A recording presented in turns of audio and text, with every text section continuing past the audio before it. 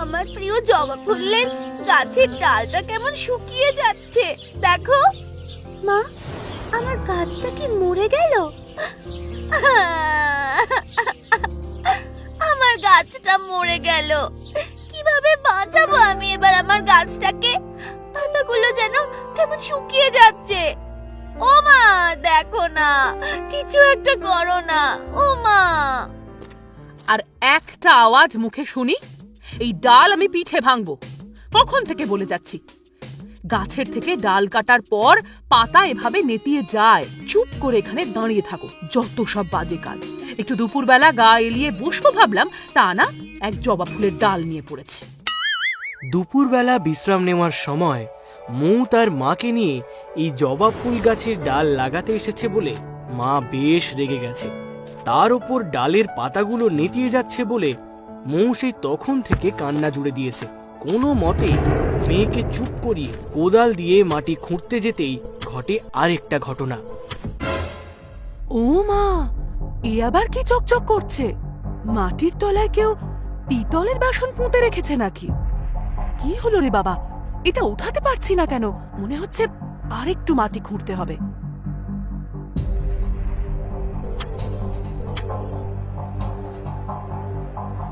আরে, বাসন কোথায়? এ তো একটা ছুরি। কিন্তু এই সোনালী রঙের ছুরি মাটির তলায় কে পুঁতলো? কে জানে। মৌ, তুমি একটু জল নিয়ে এসো, জবা ফুলের ডালটা পুঁতে দিতে হবে। মা, আমার গাছটা মরে যাবে না তো? আমি এক্ষুনি জল নিয়ে আসছি মা।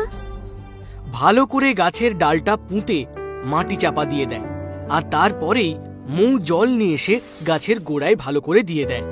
মৌ আর তার মা ওই ছুরিটা নিয়ে ঘরে ফিরে আসে।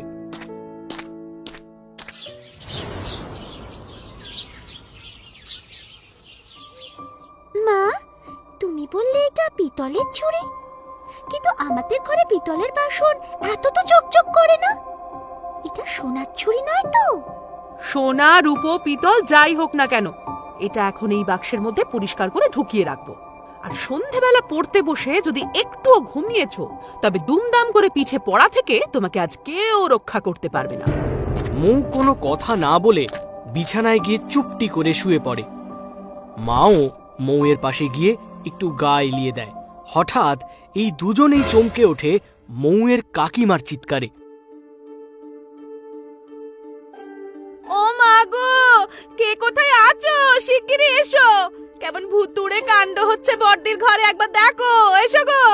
এ বাক্সের মধ্যে এত আলো বেরিয়ে আসছে, আর তার মধ্যে তুমি শুয়ে আছো বড়দি? ওরে থাম থাম, ছোট থাম, চিৎকার করে বাড়ি মাথায় করিস না। আমি তোকে বুঝিয়ে বলছি, একটু চুপটি করে বস দেখি।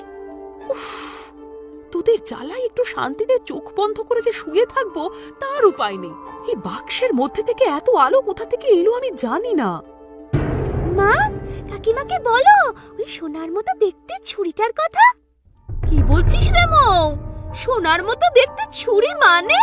সোনার ছুরি? কই দেখি দেখি। বড় বউ কিছুতেই ছোট যাকে ছুরি ধরতে দিতে চায় না। তার মতে বাড়ির পুরুষ মানুষরা বাড়িতে ফিরলে তারা এক জায়গায় বসে জিনিসটা হাতে নিয়ে দেখে বুঝবেন যে এটা আসলে কি। দাঁড়া ছোট, এত ছটফট করিস না। আগে বাড়ির পুরুষ মানুষগুলোকে বাড়ি ফিরতে দে, তারা এসে এটা দেখুক, তারপর তুই হাতে নিয়ে দেখিস। তুই তো দেখছি মোয়ের মতো হয়ে গেছিস, কোনো কিছুতেই আর ধৈর্য নেই। তুমি আমাকে এমন ভাবে কথা শোনালে বড়দি, থাক, দেখতে চাই না আমি তোমার বাক্সের ভেতরের ছুরি।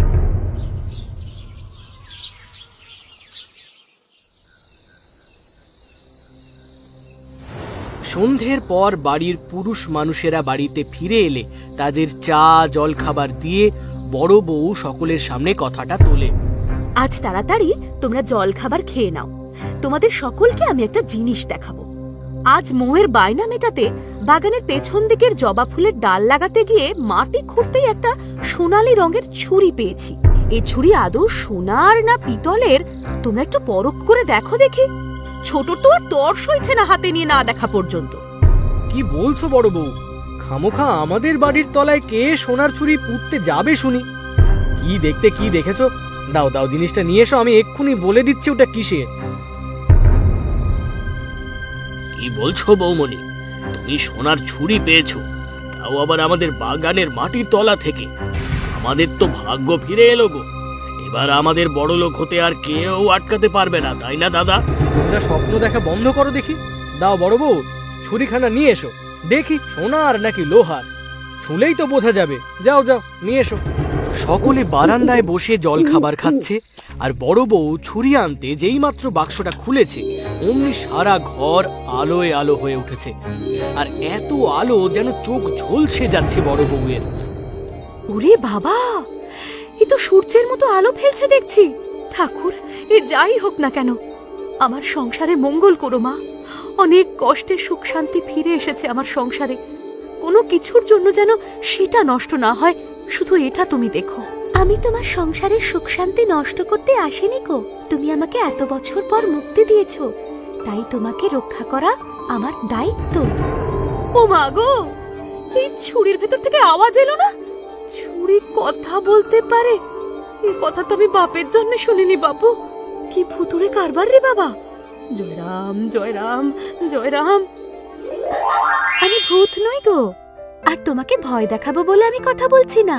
আমি সত্যি সত্যি কথা বলতে পারি। শোনো, তুমি আমার যে উপকার করেছো তার ফলস্বরূপ তোমার উপকার আমি করব, এই কথা দিলাম। শুধু তুমি দেখো, আমি যে কথা বলতে পারি এই কথাটা যেন আর কেউ না জানতে পারে। এত বছর মাটির তলায় চাপা থেকে আমার সারা শরীর ব্যথা হয়ে গেছে গো। তুমি আমার একটু খেয়াল রাখবে? কি বলি বলো তো তোমায়? বারান্দায় সবাই অপেক্ষা করে আছে তোমার জন্য, তোমাকে নেড়ে চেড়ে পরখ করে দেখবে বলে। এ হাত ও হাত হলে তোমার তো ব্যথা বাড়বেই। আমি কি বারণ করতে পারবো? তুমি বরং তোমার মতো একখানা পথ খুঁজে নাও। এই তোমাকে বাইরে বের করে রাখলাম, আমি বাইরে গিয়ে সবাইকে বলি ছুরিটা আর খুঁজে পাচ্ছি না। তা হয় না গো, কিন্তু তুমি আমার ব্যথায় সমব্যথী হয়েছো দেখে আমি খুব খুশি হয়েছি। তুমি আমায় নিয়ে যাও ওদের কাছে, শুধু শ্যাকরার কাছে যেন না পাঠায়, এটা দয়া করে দেখো। শ্যাকরার হাতুড়ির আঘাত আমার শরীর নিতে পারবে না গো। বড় বউ ছুরি হাতে বারান্দায় এলেই সকলে ছুরির আলোতে চোখ বন্ধ করে নেয়। বর্দি, বাক্স থেকে ছুরিখানা আনতে এত সময় লেগে গেল? দেখো, এ ছুরি যে সে ছুরি নয়। কখনো দেখেছো ছুরি থেকে আবার আলো বেরোয়? আমি বলি রাখলাম, এই ছুরি আমাদের ভাগ্য ফেরাবে। দেখো, এই কই দেখি দেখি, আমি একবার হাতে ছুঁয়ে দেখি। এই বলেই বড় বউয়ের হাত থেকে টান দিয়ে ছুরিটা নিয়ে নেয়। বড় বউ অসহায় করুণ ভাবে ছুরির দিকে তাকিয়ে থাকে। ছুরির যে ব্যথা লাগছে তা শুধু সেই বুঝতে পারছে, কিন্তু মুখে একটা কথাও বলতে পারবে না সে।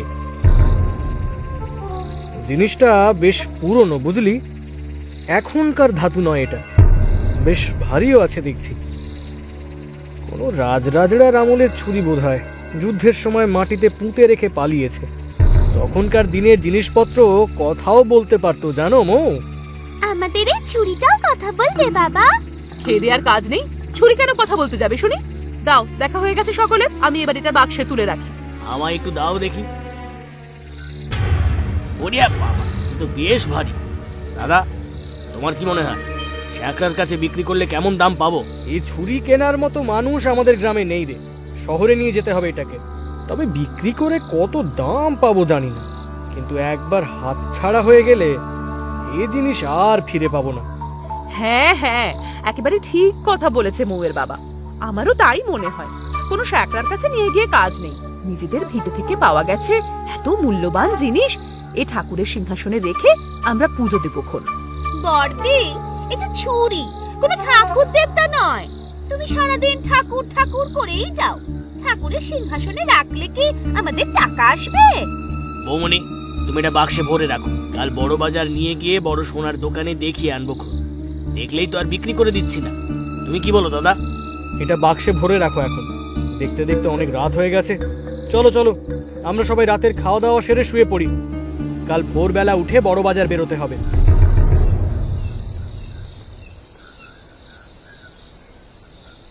রাতে খাওয়া দাওয়া সেরে সকলে শুয়ে পড়েছে। প্রায় মাঝরাত হবে। হঠাৎই মৌয়ের মায়ের ঘুম ভেঙে যায় একটা ফুঁপিয়ে ফুঁপিয়ে কান্নার আওয়াজে। তার বুঝতে কোনো অসুবিধে হয় না যে এই কান্নাটা আসছে বাক্সের ভেতর থেকে। বাক্স খুলে ছুরি বের করে বারান্দায় চলে যায়, কথা বললে যাতে কারোর ঘুমের ব্যাঘাত না ঘটে তাই। তুমি এভাবে কাঁদলে আমারও খুব কষ্ট হয় যে বোন। সবার আলোচনা শুনলে তো, আমিও তো চেষ্টা করলাম, দেখলে তো বলো কি করব বলো। কিন্তু আমার ঠাকুরপো যা বলে সেটাই করে গো। বড় বাজারের দোকানে দেখাবে মানে সে শুধু তোমাকে দেখিয়েই নিয়ে আসবে, বিক্রি করে দেবে না। আমার ভাগ্যে যা আছে তাই হবে বোন। আমি জানি বড় বাজারের বড় শ্যাকরার হাতে পড়লে সে আমার দর বুঝতে পারবেই, আর সে কোনো মতেই রাজি হবে না আমাকে তোমার ঘরে আবার ফিরিয়ে দিতে। কাল সকালেই ওরা আমায় নিয়ে যাবে। তার আগে তুমি আমার গায়ে হাত ঘষে 3টে বর চেয়ে নাও দেখি। তুমি আমায় এত বছর পর মুক্ত করেছো, তোমায় বর দিতে না পারলে আমিও শান্তি পাবো না। বাইরে কারোর কথা বলার আওয়াজ শুনে ছোট বউ দরজা একটু ফাঁক করে ছুরির সাথে বড় বউয়ের কথা শুনে ফেলে। ছুরি নিজে থেকে বড় বউকে যে বর চাইতে বলল তার গায়ে হাত ঘষে সেটা ছোট বউও শুনতে বাকি রইল না। ছোট বউ তককে তককে নিজেকে আড়াল করে রেখে ঠিক বড় বউয়ের পেছনে এসে দাঁড়ায়, দেখে বড় বউ সত্যিই কোনো বর চাইছে কিনা। আমি কোনো মতেই তোমাকে অন্যের হাতে তুলে দিতে পারবো না। আমি একখানা কাজ করি, তোমাকে চালের কৌটোতে ঢুকিয়ে ভাড়ার ঘরে লুকিয়ে রেখে আসি। তুমি আছো সে কথা সবাই জানে, কিন্তু ভাড়ার ঘরে যে লুকিয়ে রাখা সে কথা তো কেউ জানতে পারবে না। আর তোমাকে বড় বাজারে সকালবেলা কেউ নিয়েও যেতে পারবে না। চলো তাড়াতাড়ি তোমায় ভাড়ার ঘরের মধ্যে লুকিয়ে রেখে আসি। একটিবার আমার কথা শোনো বোন, আমার শরীরে হাত ঘষে তুমি 3টি বর চেয়ে নাও। আমার মনের শান্তির জন্য এই কাজটা তুমি করো। মৌয়ের মা মাথা নেড়ে না বলে, সোজা চলে যায় ভাড়ার ঘরের দিকে। আঁচলের তলায় আড়াল করে ছুরিটা নিয়ে মৌয়ের মা এসে ভাড়ার ঘর খুলে আস্তে আস্তে চালের কৌটোর মধ্যে ছুরিটা রেখে দেয়। চারপাশটা ভালো করে দেখে নেয়, আর ছোট বউ সবটা দরজার বাইরে দাঁড়িয়ে থেকে লুকিয়ে দেখতে থাকে। তুমি এখানে থাকো কেমন, সকালে আমি সবার কাছে তোমার কথা বলবো। আমি কোনো মতেই তোমাকে সোনার দোকানে নিয়ে যেতে দেব না। কেউ কিছু বুঝতে পারার আগেই আমি গিয়ে শুয়ে পড়ি, বুঝলে? তুমি এখানেই থেকো। ভাড়ার ঘরের ছিটকিনি তুলে মৌয়ের মা নিজের ঘরে গিয়ে শুয়ে পড়ে। আর এদিকে সেই সুযোগে ছোট বউ ভাড়ার ঘরে ঢুকে চালের কৌটো থেকে ছুরি বার করে ছুরির কথা মতো তাতে হাত ঘষে বর চেয়ে নেয়। শোনো ছুরি, বড় বউয়ের মতো এত দরদ দিয়ে কথা বলতে পারি না আমি। তোমার গায়ে হাত ঘষে আমি যে বর চাইবো তুমি আমাকে দিয়ে দাও, কেমন? জয় মা মঙ্গলচণ্ডী, তুমি দেখো মা, আমি ছুলেই যেন সোনা হয়ে যায়।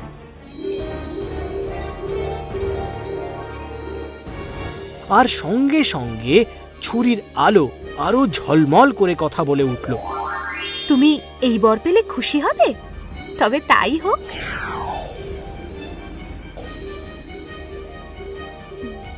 আর কোনো কথা না বলে ছোট বউ ছুরিটা যেমন ছিল তেমন ভাবে রেখে নিজের ঘরে গিয়ে শুয়ে পড়ল।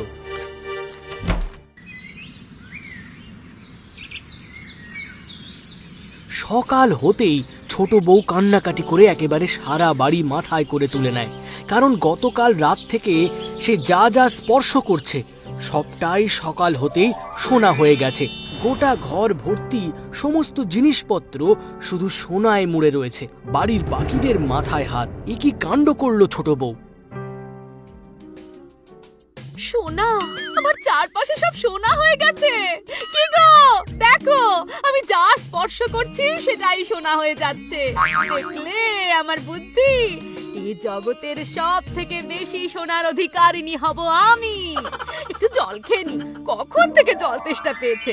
ও মা, জলের বোতলটাও সোনা হয়ে গেল। তাহলে আমি খাবো কি? এ আমার কি হলো গো বর্দি? আমি তো আর বেঁচে থাকতে পারবো না গো। জল তেষ্টা পেয়েছে সেই কোন সকাল থেকে, এক ফোঁটা জলও মুখে দিতে পারছি না। ও মা গো, এ আমার কি হলো গো? আমাকে বাঁচাও। তোর এত লোভ ছোট? ছুরি ভাড়ার ঘরে রাখার পরেও কিছুতেই শান্তিতে ঘুমোতে পারিনি।